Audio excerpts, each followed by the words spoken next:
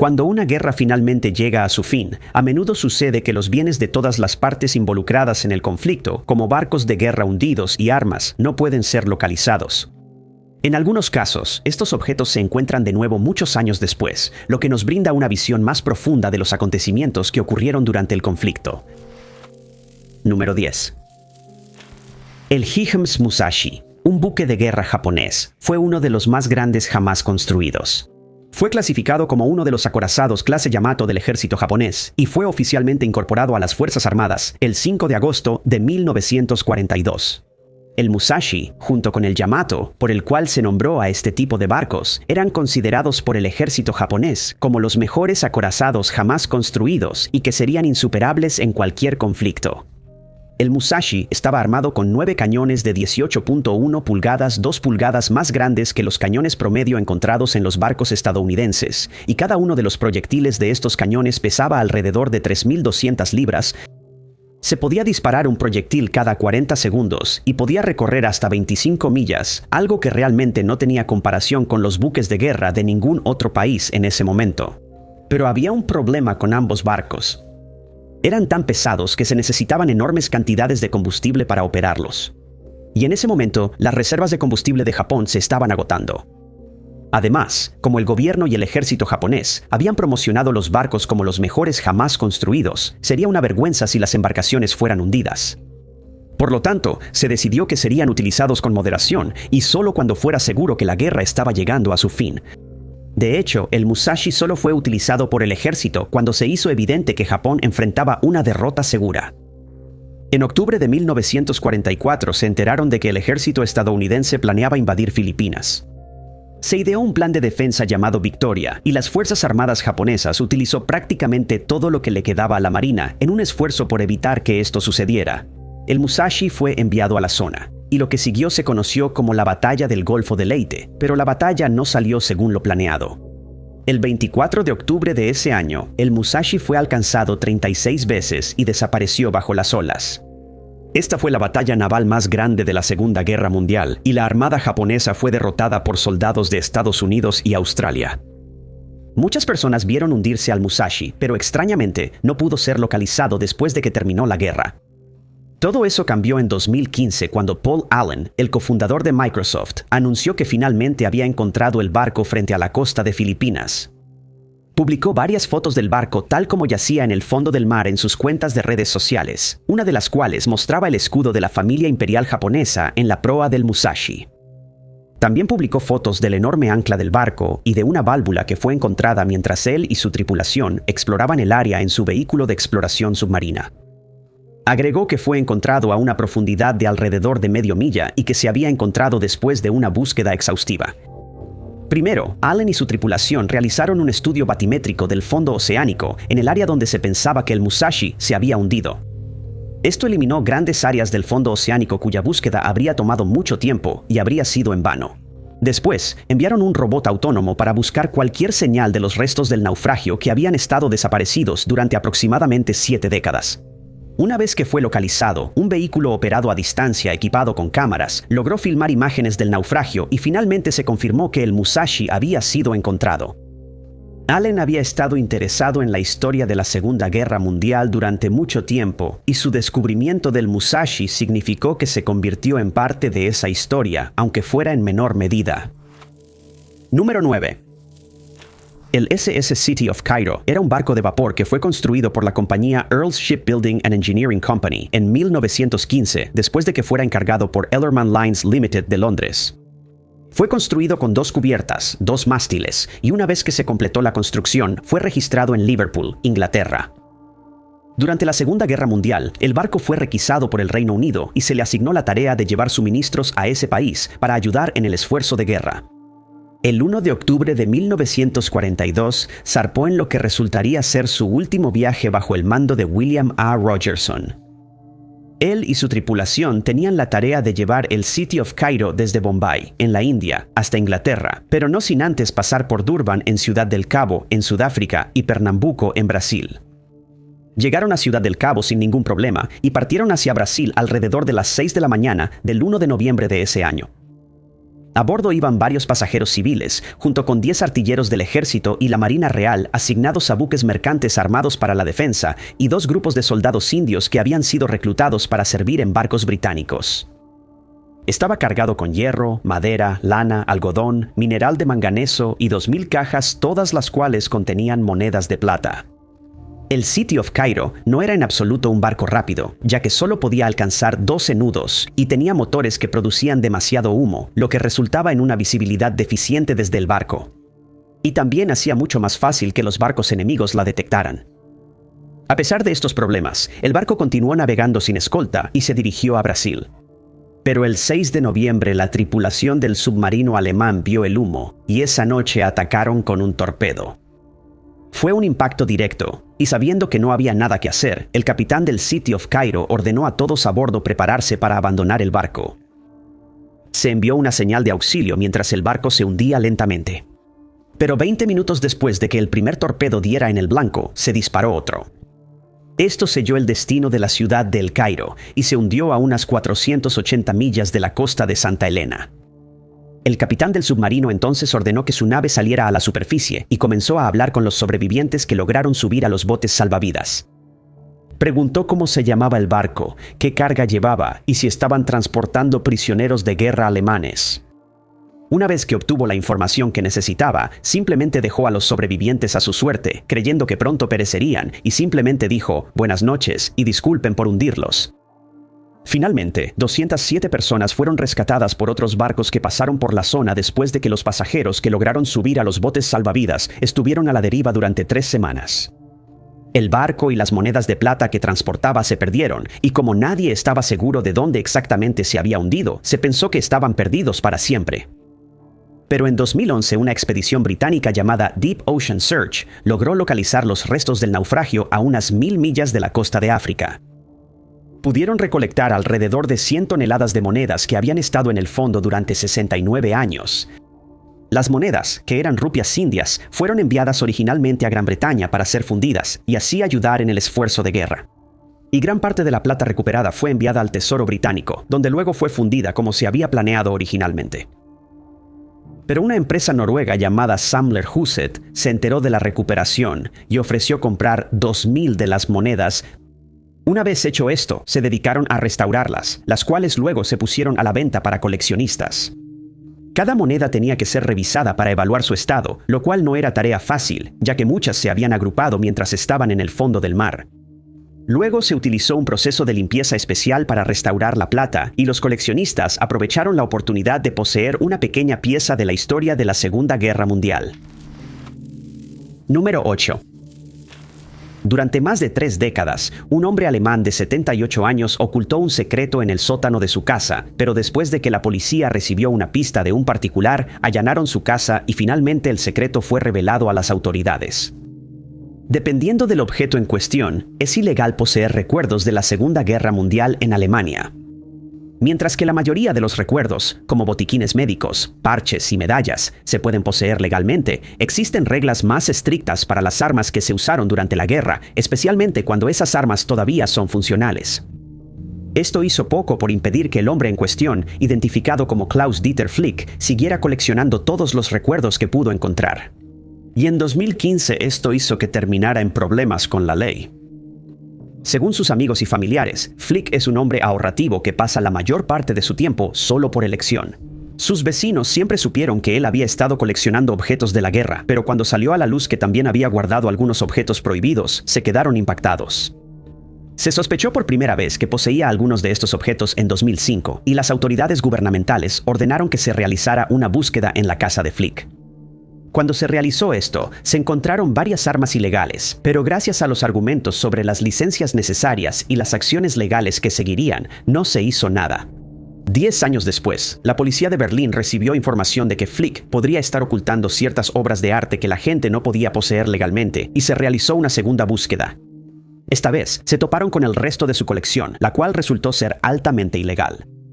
No solo había coleccionado artículos prohibidos como uniformes, banderines y lámparas que contenían cierto símbolo prohibido, sino que, a medida que continuaba la búsqueda, la situación solo empeoraba. También había guardado una réplica de un cohete B-1, pero lo más sorprendente de todo fue el descubrimiento de un tanque Panther que había estado escondiendo en su sótano. La casa se había convertido en algo parecido a una fortaleza, y les tomó a 20 soldados casi 9 horas retirar todos los artefactos ilegales, incluido el tanque, que fue sacado con cabrestantes sujetos a vehículos blindados. También encontraron un cañón antiaéreo de 88 milímetros y Flick fue acusado de violar la ley de control de armas de guerra y la ley de armas de fuego. Finalmente, le dieron una condena de 14 meses en suspenso. Número 7. Durante la Segunda Guerra Mundial, los soldados solían tirar su basura en los cráteres de bombas, ya que era una forma conveniente de deshacerse de cualquier cosa que no pudieran usar sin pasar horas cavando hoyos sin parar. Por lo tanto, estos cráteres de bombas se han convertido en terrenos fértiles para los coleccionistas de recuerdos de la Segunda Guerra Mundial, y esta idea atrajo al personal del Museo de la Base Aérea de Dieling, que se encuentra cerca de Arnhem, en los Países Bajos. En octubre de 2014 estaban excavando algunos de los cráteres que fueron creados por los bombardeos en el aeródromo, pero nunca se imaginaron lo que estaban a punto de encontrar. En algún momento se dieron cuenta de que habían descubierto la nariz de un avión de combate Me-262, que era considerado uno de los más avanzados de su tipo en la época de la guerra. Mientras continuaban excavando, finalmente descubrieron el parabrisas del avión y 4 aberturas para armas junto con sus cañones montados en la nariz. Poco después, llegaron a las alas de la aeronave y fue entonces cuando la excavación empezó a tener algunos problemas. La excavación continuó usando las manos y palas del equipo, pero pronto se dieron cuenta de que usando este método tomaría mucho tiempo descubrir todo el avión. El tren de aterrizaje del avión no se podía mover en absoluto y se determinó que el larguero principal llegaba muy profundo en el suelo debajo de él. Decidieron dejarlo por ese día, pero a la mañana siguiente continuaron el proceso de recuperación usando maquinaria para mover tierra. Aún así, no pudieron mover el ala visible, pero se determinó que la segunda ala había quedado enterrada debajo del resto de la nave.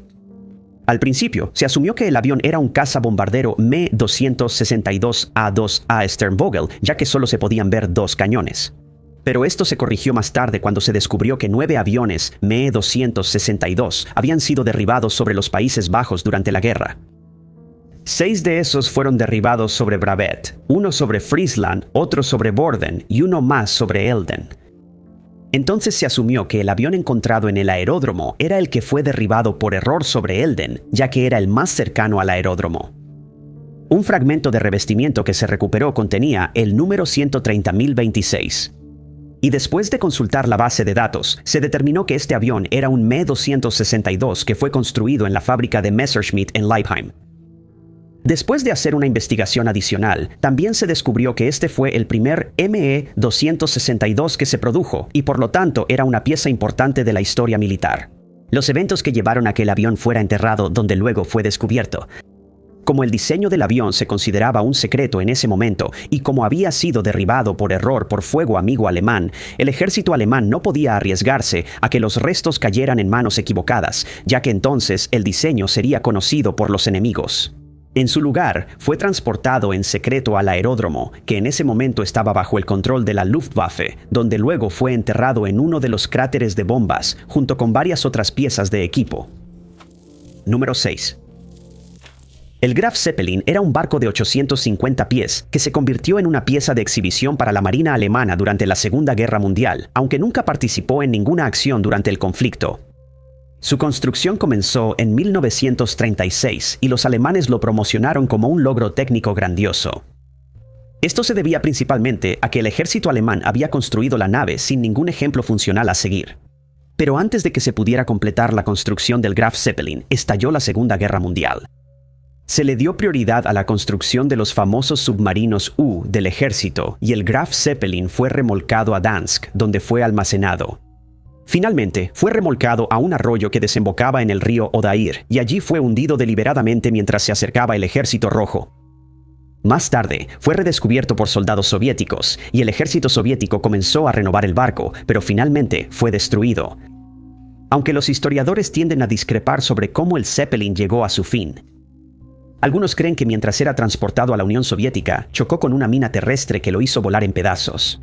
Pero otra versión dice que los soldados soviéticos decidieron cargarlo con artefactos de guerra robados y objetos de valor, pero calcularon mal. Según esta teoría, el barco se sobrecargó y cuando entraron en una tormenta en el mar Báltico, no pudieron controlarlo y se hundió bajo las olas, pero ninguna de estas teorías ha sido comprobada. El autor, Ulrich Israel, tiene otra teoría para explicar lo que le pasó al dirigible.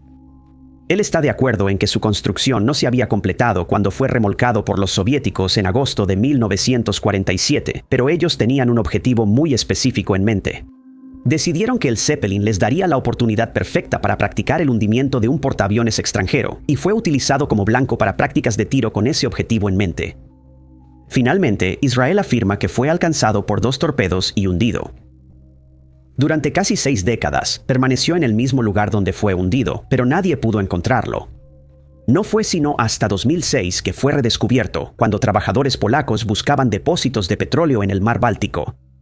Tan pronto como la noticia del descubrimiento llegó a los titulares, se especuló que los restos del Zeppelin pertenecían a Alemania, pero el Ministerio de Defensa alemán declaró que la propiedad aún estaba siendo discutida. Un historiador polaco le dijo a un medio de comunicación que las autoridades alemanas siempre han sido cautelosas al hablar sobre la ubicación de la aeronave, y especuló que esto tenía que ver con el secretismo, o que la nave contenía una carga que el ejército alemán no quería que nadie supiera. Más tarde saldría a la luz que los pescadores de la zona se quejaban de que constantemente perdían sus redes en el área donde se encontró el Zeppelin. Y ahora se sabe que sus redes se enganchaban en él y por eso se rompían. Después de que se hizo el descubrimiento, las mediciones mostraron que los restos estaban enterrados a unos 280 pies bajo el agua y por lo tanto prácticamente no había posibilidad de retirarlos debido a su enorme tamaño y peso. Probablemente permanecería donde se encontró, ya que cualquier esfuerzo por retirarlo sería extremadamente costoso, y como los materiales usados en la construcción del Zeppelin se habrán corroído por el mar con los años, ni siquiera pueden reutilizarse. Número 5.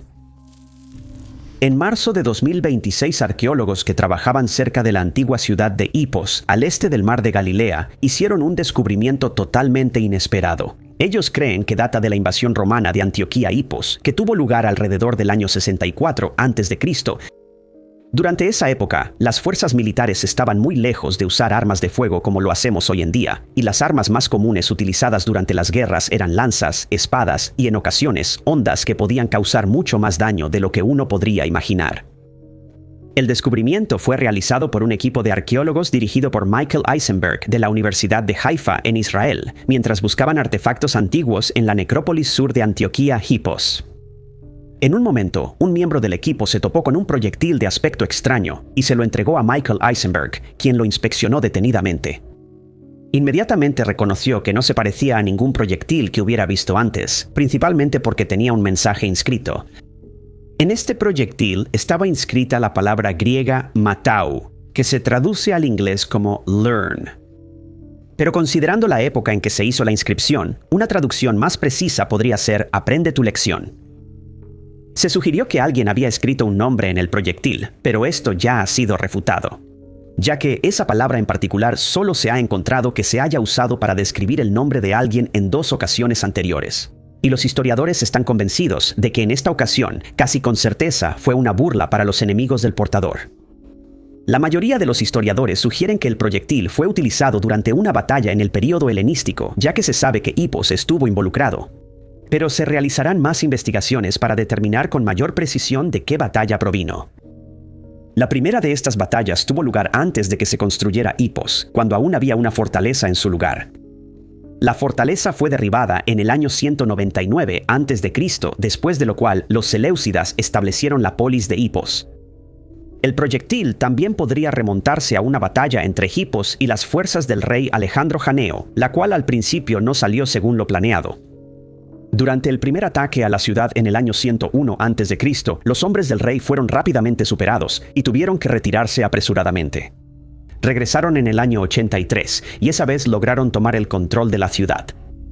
Es posible que el proyectil se haya utilizado durante esta batalla, ya que fue encontrado cerca de una calzada romana que fue construida sobre una antigua vía griega del período helenístico.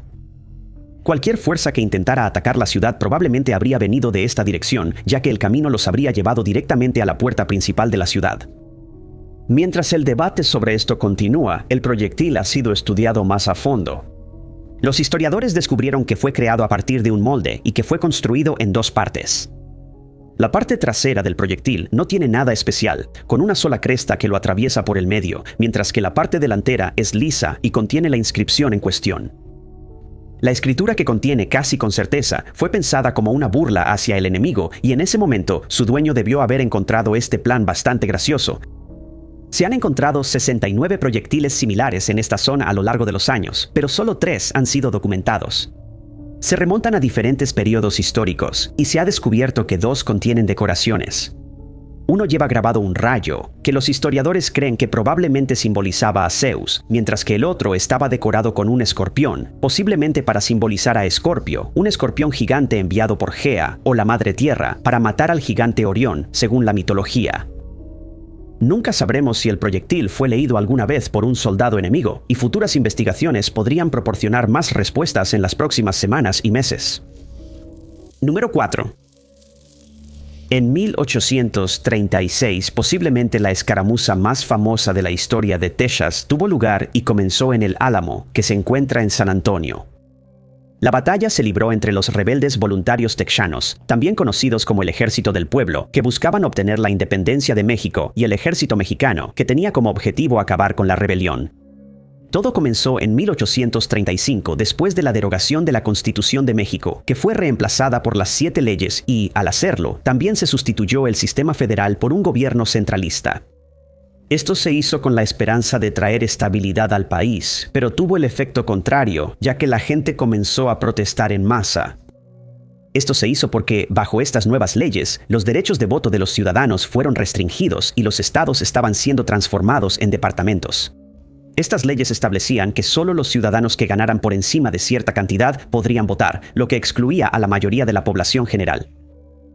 También dictaban que el presidente podía suprimir, cambiar o restringir las legislaturas locales según lo considerara necesario y establecieron el Supremo Poder Ejecutivo, que consistía en 5 personas encargadas de elegir a un nuevo presidente cuando fuera necesario. Los antiguos estados federales se transformaron en departamentos militares, lo que significaba que de inmediato pasaban a estar subordinados al gobierno federal. Por último, estas leyes no podían ser modificadas durante al menos 6 años, y rápidamente quedó claro que el público no estaba contento con estos cambios. Poco después de esto comenzó la Revolución de Texas. La primera de estas batallas, la Batalla de González, tuvo lugar el 2 de octubre de 1835. Comenzó cuando el gobierno mexicano exigió la devolución de un pequeño cañón que había sido prestado a los colonos texanos en 1831 mientras luchaban contra ataques de nativos americanos. Los texanos se negaron a devolverlo y escondieron el cañón, después de lo cual izaron la famosa bandera de ven y tómalo. Cuando el bando mexicano decidió asaltar el pueblo de González, el cañón fue disparado contra ellos y se vieron obligados a retirarse. En febrero de 1836, se vio a soldados mexicanos marchando hacia el Álamo y estaba claro que un asedio era inminente. Pero esa tarde llegaron alrededor de 1,500 soldados mexicanos y pronto comenzó la lucha. Durante los siguientes 13 días, la batalla del Álamo fue intensa y cuando todo terminó el 6 de marzo de ese año, se había abierto una brecha en las murallas del Álamo y los texanos fueron derrotados. Sigue siendo una batalla muy histórica y por eso no es de sorprender que los arqueólogos a menudo excaven la zona en busca de artefactos de la escaramuza. En 2026, los investigadores descubrieron una bala de cañón de bronce intacta que probablemente fue disparada durante los preparativos de la batalla del Álamo. Estaba enterrada bajo 1 metro de tierra y fue encontrada cerca de la esquina noreste de la iglesia del Álamo. Como está hecha de bronce, los historiadores creen que fue disparada por el bando mexicano, aunque esto sigue siendo una especulación, ya que en algún momento los texanos podrían haberla disparado de regreso hacia ellos. Los investigadores quedaron asombrados por el descubrimiento, que se hizo mientras se realizaban renovaciones en el Álamo, y tienen curiosidad por ver si se encontrarán otros artefactos similares a medida que continúen las excavaciones. Número 3. La batalla de las Islas Agati no es una que la mayoría de nosotros conozcamos, pero esto se puede perdonar ya que tuvo lugar el 10 de marzo del año 241 a.C. Se libró entre las flotas de Cartago y la República de Roma y formó parte de la Guerra Púnica.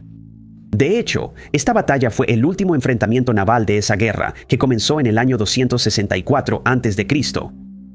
En ese momento, Cartago había establecido una poderosa flota marítima en el oeste del mar Mediterráneo, pero los romanos decidieron que querían controlar Siracusa, ya que se consideraba la ciudad-estado más poderosa de la isla de Sicilia. El inicio de la guerra no fue bien para los cartagineses, ya que fueron derrotados en varias batallas que ocurrieron entre el año 260 y el año 255 a.C. Esto se debió principalmente a la invención del Corvus, que permitía a los romanos sujetar los barcos enemigos, lo que facilitaba abordarlos. Después de esto, el ejército romano sufrió enormes pérdidas debido a una tormenta que diezmó sus barcos, y se cree que el Corvus pudo haber tenido un papel en esto, ya que era extremadamente pesado y pudo haber causado que los barcos se volvieran inestables. En el año 250 a.C., los romanos habían reconstruido su flota y decidieron bloquear la principal base cartaginesa. Para hacer esto, se usaron 200 barcos de guerra, pero un año después, los cartagineses habían derrotado a las fuerzas romanas en Drapana y Pentias, y los romanos quedaron desmoralizados. 2 años después, tras 15 años de guerra, Roma había tomado el control de la mayor parte de Sicilia, y los cartagineses solo conservaban el control de Lilybaeum y Drapana. Se enviaron más barcos a estas dos zonas para crear un bloqueo más grande. Los soldados en Lilybaeum y Drapana empezaron a sufrir ya que no se podían enviar suministros a estas ciudades, pero lograron asegurar 250 barcos de guerra, después de lo cual comenzó la batalla de las Islas Agati. Los cartagineses estaban dirigidos por el comandante Jano, hijo de Aníbal, mientras que los romanos estaban dirigidos por el comandante naval Gayo Letacio Cátalo.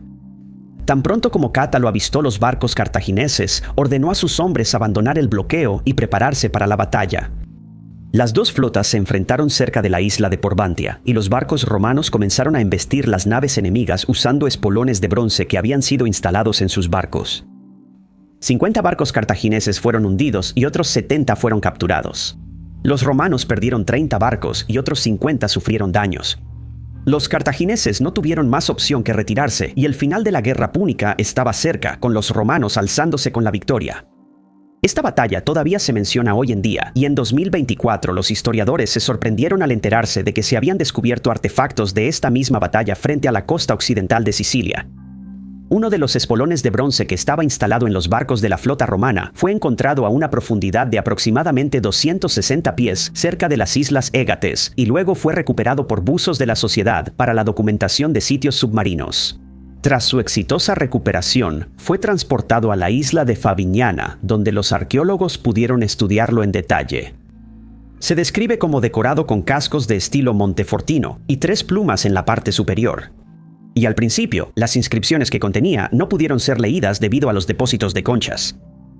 Se espera que en el futuro se recuperen aún más artefactos de esta área y que obtengamos aún más información sobre esta batalla histórica. Número 2. El espolón de bronce que se encontró frente a la costa de Sicilia no es el único artefacto de la batalla de las Islas Agati que se ha recuperado, ya que los buzos han encontrado regularmente objetos de esa época y específicamente de esa batalla tan importante. Arqueólogos subacuáticos al parecer encontraron una vasta zona con restos en el lecho marino frente a la costa de las islas. La zona se considera el primer campo de batalla naval antiguo que se ha descubierto y ha producido un tesoro de artefactos que antes se pensaba que se habían perdido para siempre.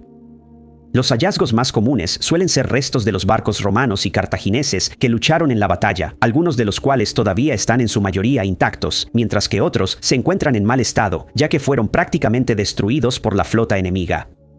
Se cree que una nave de guerra que fue encontrada en 1971 en el Stagnione de Marsala estuvo involucrada en esta batalla.